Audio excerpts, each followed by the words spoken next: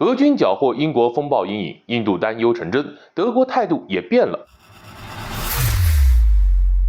大家好，欢迎收看马超说。随着爱国者豹二坦克的神话在乌克兰接连被打破，英国的风暴阴影巡航导弹也没能幸免于难。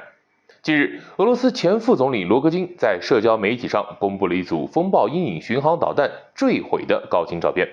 完整的给出了俄军击落这种导弹的证据，并且这一枚风暴阴影保存较为完好。罗戈金称，导弹的重要部位都没有受损，甚至已经运往莫斯科展开了研究。而这也可以说是俄军开战以来首次缴获西方这种最为先进的巡航导弹。罗戈金强调该导弹会帮助俄罗斯巡航导弹发展起到极大的借鉴和推进作用。那么实际上，俄罗斯国防部此前就公开宣布过，击落了26枚英国援乌的风暴阴影，奈何都是凌空打包，没有证据，西方也一直不承认。然而现在有图有真相，并且还是直接缴获，西方想不承认那都不行了。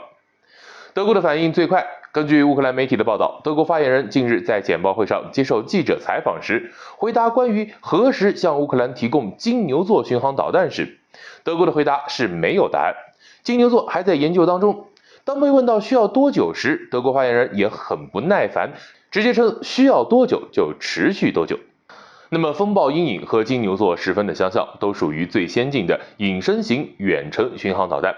两者的外观其实也差不多，就连制导的方式、打击的效果也非常的相似。主要的区别就在于风暴阴影的射程只有250公里，金牛座的射程则达到了350公里以上，甚至能到500公里。而最为重要的是，英国援助乌克兰风暴阴影的时候，德国同样有消息传出，准备援助乌克兰金牛座。简单的来讲，德国一开始是打算送的，就和当初的豹二一样，只要盟友和德国站在一起，德国就敢迈过这条红线。但是现在从德国发言人的态度就不难看出，德国向乌克兰提供金牛座的态度变了，何时提供成了一个未知数，而且时间很巧妙。风暴阴影被俄军缴获之后，德国就改变了态度。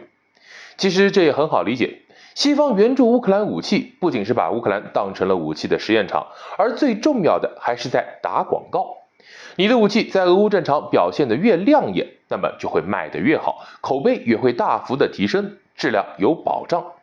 当然这么做也有风险，万一表现的拉垮，这款武器自然就会神话破灭，伴随而来的就是销量惨淡，这点可以参考德国的豹二。不仅如此，前不久印度也对英国的风暴阴影表现出了担忧，因为印度进口的阵风战机配的就是法国版的风暴阴影，所以也希望风暴阴影系列导弹真的有西方吹的那么厉害。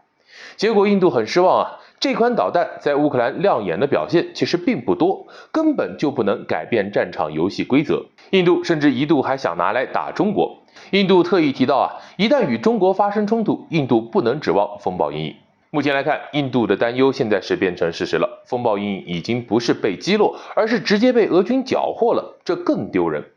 想来德国应该也是担心这个问题，所以才改变了援助乌克兰金牛座巡航导弹的想法，避免如同英国的风暴阴影一样名誉扫地。在豹二方面，德国已经吃过一次亏了，现在显然要更加的谨慎了。